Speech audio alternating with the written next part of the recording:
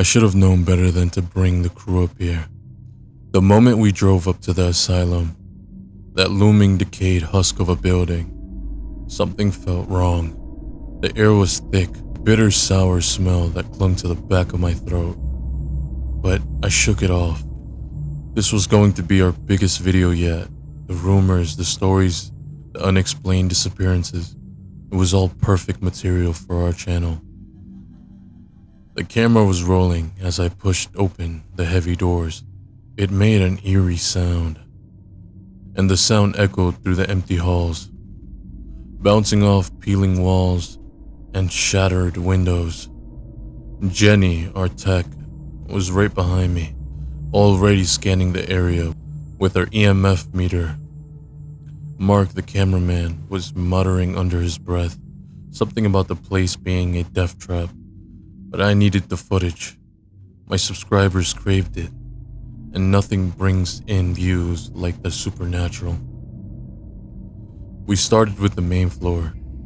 It was the usual stuff: broken furniture and rusted bread frames, graffiti from kids who dared each other to spend the night. But there was something off, a smell that was getting stronger and deeper. We reached the stairwell at the end of the hall, a heavy iron door hanging off its hinges. I almost missed it, a narrow stairway leading down, the steps slick with something dark. Mark shined his light on it. Black mold, thick oozing patches of it clung to the walls, almost as if it was pulsating in the dim light. "This is insane," Jenny whispered, her voice barely making a breath. "We shouldn't be down here." But I was already descending the steps, one hand on the wall, to steady myself. The mold was everywhere, spreading like veins, and the smell was worse down here, almost unbearable.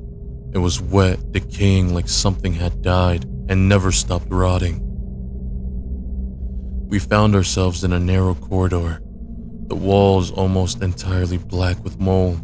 The light from our flashlights barely cut the thick, oppressive darkness. The air was dense, making it hard to breathe. I could hear Mark coughing behind me, the sound echoing unnaturally.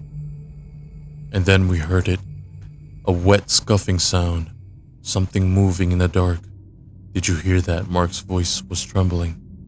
"Yeah, keep rolling," I ordered, trying to sound confident, but my hands were shaking, and I gripped the camera tighter, pushing forward.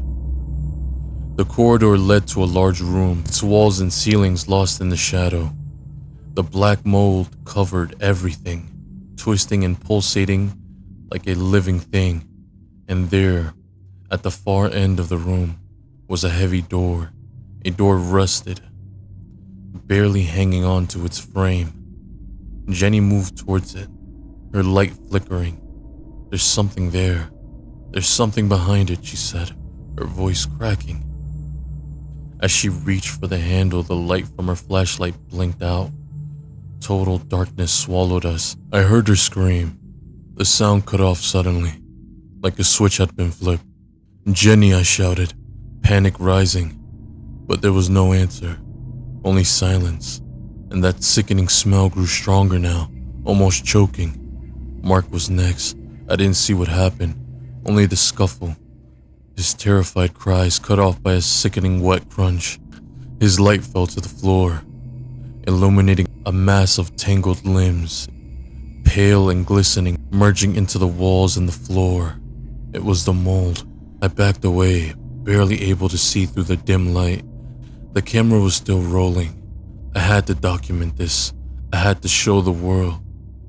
But I couldn't stop shaking. And then it moved, something in the darkness, something huge, shifting and twirling. A mass of twisted, decomposing bodies fused together by a black mold. It was like nothing I'd ever seen, like some grotesque parody of life. Limbs and faces, hands and eyes all moving as one. A creature born from the Asylums' decay. It's a body, a patchwork of human remains, like a nightmare rat king. It lunged and I ran.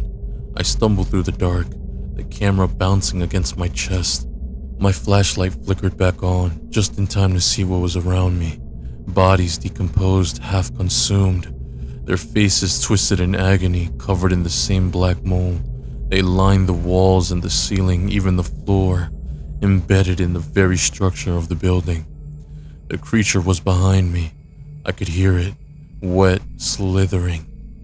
A sickening blend of tearing flesh and snapping bone. I turned the camera on it, catching one last glimpse of the horror that was pursuing me.